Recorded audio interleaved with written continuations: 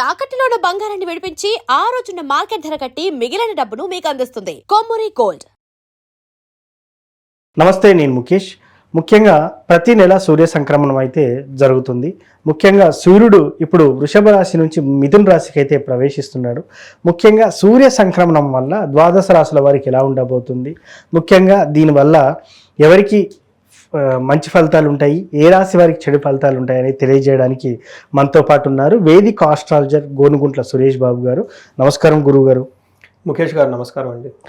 సూర్య సంక్రమణం అంటే ఏంటి, సూర్యుడు వల్ల నిజంగానే ఫలితాలు ఎలా ఉండబోతున్నాయి, దాని గురించి వివరించిన తర్వాత మేషరాశిలోకి వెళ్దాం గురువు గారు.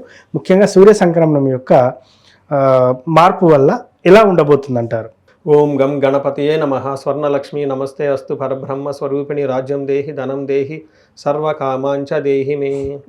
12 రాశుల వారికి చక్కగా మన ప్రేక్షకులకి ప్రతి ఒక్కళ్ళకి గణపతిని, స్వర్ణలక్ష్మి అమ్మవారిని మనం విశేషంగా ప్రార్థన చేద్దాం. గణపతి వల్ల ప్రతి ఒక్కళ్ళకి బుద్ధి, సిద్ధి, బుద్ధి, చాలా ఇంటెలిజెన్స్ వాళ్ళ దగ్గర ఉండాలని, ఎలాంటి ఆటంకాలు లేకుండా ఉండాలని మనం కోరుకుంటూ, స్వర్ణలక్ష్మి అమ్మవారు ప్రతి ఒక్కళ్ళకి ప్రతి నిమిషం ఎంతో ఆనందకరంగా, ఉత్సాహంగా ప్రతి ఒక్కళ్ళు ఉండే విధంగా, వాళ్ళ మైండ్ సెట్ ప్రతిదీ శోభాయమానంగా వాళ్ళకి కళ్ళకు కనపడే విధంగా, ఆపర్చునిటీస్ అన్నీ వాళ్ళకి కనపడే విధంగా, అజ్ఞానం అనేది వాళ్ళకి లేకుండా ఉండాలని చెప్పేసి అమ్మవారు పరబ్రహ్మ స్వరూపిణి, అలాంటి బ్రహ్మానందాన్ని మనకు కలిగించాలని కోరుకుంటూ, అంతేకాకుండా రాజ్యం దేహి, ప్రతి ఒక్కరికి అధికారము, పవరు, స్టేటస్, ఉద్యోగము ఏది కావాలంటే అది కోరుకునే విధంగా అమ్మవారు అందరికి ఇవ్వాలని. నెక్స్ట్ ధనం దేహి, విపరీతంగా ప్రతి ఒక్కరికి ధన ప్రవాహం వాళ్ళ ఇంటిలో జీవనంలో ఉండాలి, వాళ్ళ బ్యాంక్ అకౌంట్లో డబ్బులు ఉండాలి.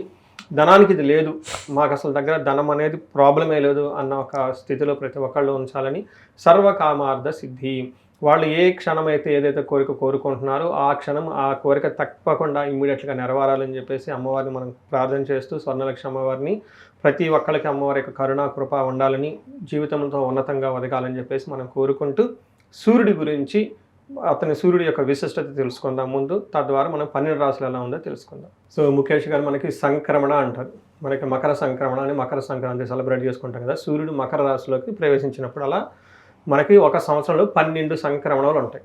ఒక్కొక్క రాశిలోకి సూర్యుడు ప్రవేశించినప్పుడు ఆ రాశి పేరుతో మనం ఆ సంక్రమణ అంటాం. ఇప్పుడు మనకి వృషభ రాశి నుంచి మిథున రాశిలోకి సూర్యుడు ప్రవేశించడంతో దాన్ని మనకి మిథున సంక్రమణ అంటారు. ఇది 30 రోజులు ఉంటుంది. అంటే సూర్యుడు మిథున రాశిలో ఉండటం వల్ల మిగతా 12 రాశుల వారికి ఎలా ఉండబోతుంది అనేది ఈరోజు మనం చర్చించుకుందాం.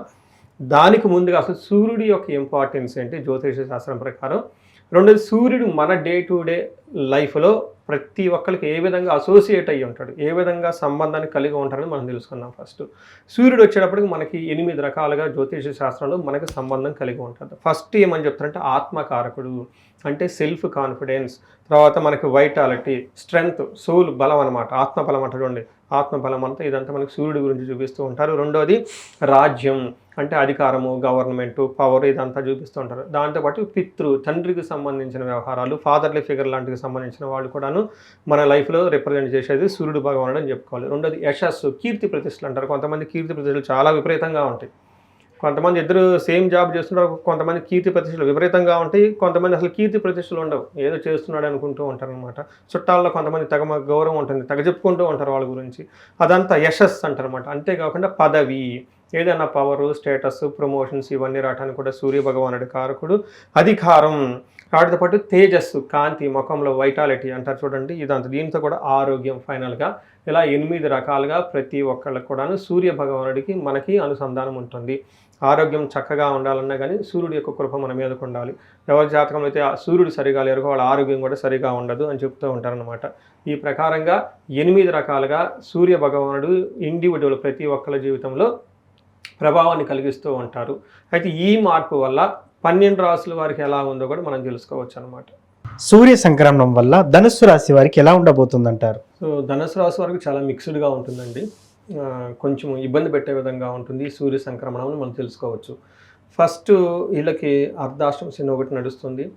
అలానే గురువు బలం కూడా జూన్ మంత్లో వీళ్ళకి తగ్గటం స్టార్ట్ అవుతూ ఉందండి, ఎందుకంటే అష్టములకు గురువు వెళ్ళారు. వీటితో పాటు శుక్రుడు కూడా, సూర్యుడు ఇప్పుడు ఏదైతే సంక్రమణం జరిగిందో ఇది కూడా అంత అనుకూలమైన పొజిషన్ కాదని మనం చెప్పుకోవాలి. బేసికల్కి వీళ్ళు ఏమంటుందంటే, వీళ్ళు చక్కగా ఉత్సాహంతో ఎనర్జీగా ముందుకు వెళ్తూ ఉంటే వీళ్ళని వెనక్కిలాగా వాళ్ళు ఎక్కువ ఉంటారు. ఇది హోల్గా మనం అర్థం చేసుకోవాలి.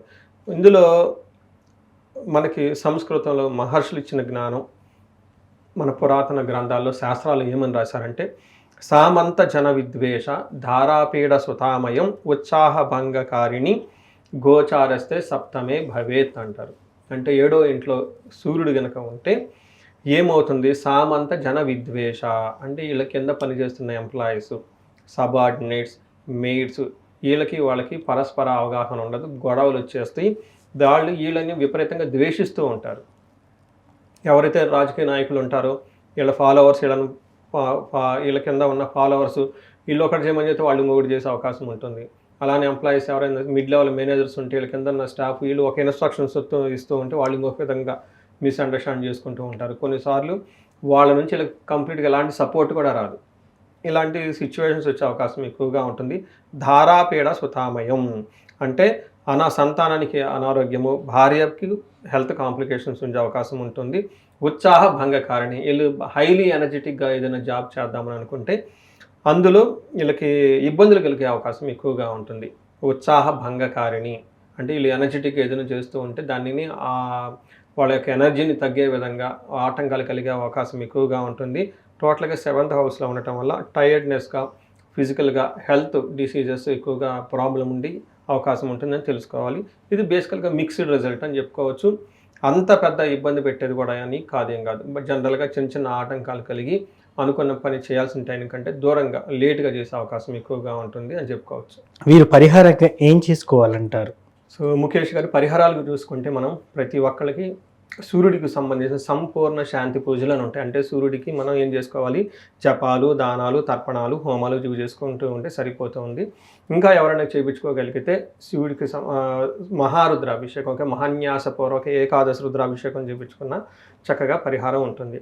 ముఖ్యంగా నేను ఎవరికైతే వయసు 35 నుంచి 45 సంవత్సరాలు ఉంటుందో వీళ్ళకి ఒక రీసెర్చ్ లాగా చేస్తూ ఉన్నాను.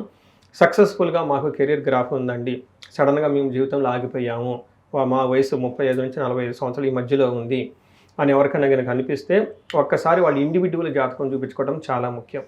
రీసెంట్గా నేను ఇది అంటే ఒక 5-6 మంత్స్ ఇది ఎక్కువగా ప్రమోట్ చేస్తూ ఉన్నాను. ఈ కాన్సెప్ట్ని మనం మిడ్ లైఫ్ క్రైసిస్ అంటారు, లేదంటే రకరకాల పేర్లతో పిలుస్తూ ఉంటారు వెస్ట్రన్ వాళ్ళంతా. బట్ జ్యోతిష శాస్త్రం దానికి చాలా పవర్ఫుల్ రెమెడీస్ అన్నీ ఉన్నాయండి. ఒక క్లాసికల్ ఎగ్జాంపుల్ చెప్పాలంటే ఒక లేడీ అమెరికా నుంచి కాల్ చేశారు. వాళ్ళకి దాదాపు 7 years ఒక కంపెనీలో మేనేజర్ ట్రాక్ రికార్డు ఉంది, అంతకుముందు కూడా ట్రాక్ రికార్డు ఉంది. వాళ్ళు కరెక్ట్గా 3 months ముందు జాబ్లో లే ఆఫ్లో పోయింది, జాబ్లో కాదు పోయింది. బట్ వీళ్ళ ఫ్రెండ్స్ అందరికి జాబ్లు వచ్చేసి వీళ్ళకి జాబ్ లేదు. ఫస్ట్ జాబ్ వాడటం నేను షాక్, ఎందుకంటే సక్సెస్ఫుల్ కెరీర్ కదండి. రెండోది వీళ్ళ ఫ్రెండ్స్కి జాబ్లు వచ్చేసి అందులో లే ఆఫ్లో పోయిన వాళ్ళకి వీళ్ళకి జాబ్ రాలేదు. ఏంటండి అని చెప్పేసి జాతకం చూపించుకున్నారు. ఎగ్జాక్ట్గా వీళ్ళకి రాహు మహాదశ స్టార్ట్ అయింది. ఎప్పుడైతే రాహు మహాదశ స్టార్ట్ అయిందో వీళ్ళకి వాళ్ళ జాతకంలో కాలసర్పదోషం యాక్టివేట్ అయింది. నేను చెప్పానండి మీకు కాలసర్పదోషం ఉందంటే నాకు చిన్నప్పుడు ఎవరో అన్నారని పెద్ద పట్టించుకోలేదండి అని చెప్పేసి. చూసారు ఇప్పుడు ఈ వయసులో వాళ్ళకి కాలసర్పదోషం యాక్టివేట్ అయిపోయింది. ఇంకొకళ్ళకి ఏజ్ వచ్చేటప్పుడు దాదాపు 55 years ఏజ్ ఉంటుందంటే ఈ వయసులో భార్యాభర్తలు వచ్చేటప్పుడు గొడవపడి డైవర్స్లోకి వెళ్ళిపోతూ ఉన్నారు. ఏంటి అని చూసుకుంటేనంటే కళాత్ర శాపం ఇవి ఉన్నాయి చూడండి. వాళ్ళకు కూడా ఇద్దరు హైలీ అంటే 2 కేసుల్లో కూడా పర్సనల్ లైఫ్లో చాలా సక్సెస్ఫుల్గాను, ప్రొఫెషనల్ లైఫ్లో చాలా సక్సెస్ఫుల్గా ఉండి సడన్గా ఈ వయసులో ఇలాంటి ప్రాబ్లమ్స్ వస్తూ ఉంటాయి అన్నమాట. దీనికి జ్యోతిష శాస్త్రంలో చక్కటి పరిష్కారాలు ఉన్నాయి. వాళ్ళ ఇండివిజువల్ జాతకంలో ఏమేమి దశలు నడుస్తున్నాయి, వారి యొక్క గ్రహాలకు సంబంధించిన ఏమైనా దోషాలు ఉన్నాయి అవి తెలుసుకొని ఆ పూజలు చేయించుకోవటం, ఏమైనా శాపాలు ఉన్నాయి ఇవి చాలా క్లిష్టంగా ఉంటాయి. శాపాలు వచ్చినప్పుడు చాలా డీప్ రూటెడ్ అనమాట. ఈ జన్మలో కాదు, జన్మల నుంచి వస్తున్న శాపాలు ఇవన్నీ తగులుతూ ఉంటాయి. అవన్నీ తెలుసుకొని ఫస్ట్ దానికి సంబంధించిన పరిహారాలు చేసుకుంటే లైఫ్ 10 ముందుకెళ్ళే అవకాశం ఉంటుంది. ప్రతి ఒక్కళ్ళు అష్టైశ్వర్యాలతోటి భోగభాగ్యాలతో తులదూగుతూ జీవితంలో ముందుకెళ్ళాలని చెప్పేసి మనం కోరుకుందామండి. నమస్తే. నమస్కారం.